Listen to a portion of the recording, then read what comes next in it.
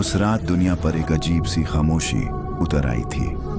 आसमान के रंग फीके पड़ चुके थे, हवाओं में बेचैनी घुली हुई थी और इंसान के दिल से सकीना नाम की कोई चीज उठ चुकी थी।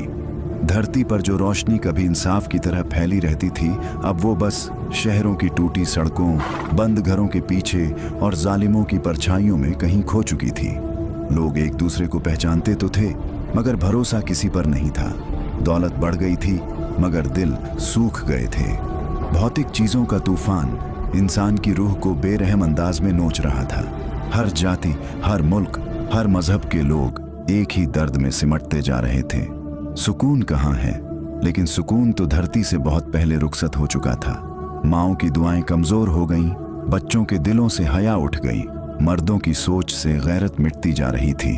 खवातीन की आंखों में पर्दे का जज्बा बुझ चुका था। अमीर लोग जुल्म कर रहे थे, हकमरान धोखे दे रहे थे, उल्मा की आवाजें दबी जा रही थीं और गुनहगार को ताज पहनाया जा रहा था।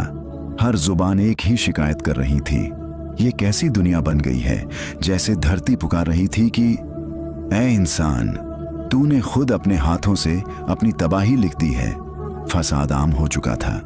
जहां मोहब्बत बसती थी, वहां नफरत ने डेरा डाल लिया था। जहां अमन का पैगाम होता था, वहां आज जंग की आहटें थीं। दूर कहीं मस्जिदों से उठती हक की सदाएं अब शहर के शोर में गुम हो जाती, और इंसानियत वो मेंबर के किसी कोने में बैठकर बस अपना आखिरी दम गिन रही थी। दुनिया वक़्त आखिर की तरफ बढ़ चुकी थी, एक ऐसे मोड़ पर जहां हर तरफ सवालात थे, मगर जवाब कहीं नहीं था। इसी अंधेरे, इसी बेबसी, इसी टूटे हुए दौर में एक उम्मीद की हल्की सी किरण आसमान के किसी कोने में चमकने वाली थी।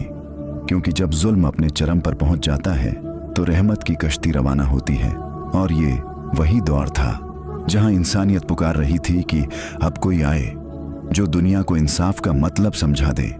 दुनिया के इस टूटे हुए मंजर में जब इंसानियत अपनी आखिरी सांसें गिन रही थी, उम्मत मुस्लिमा की निगाहें एक ऐसे वादे की तरफ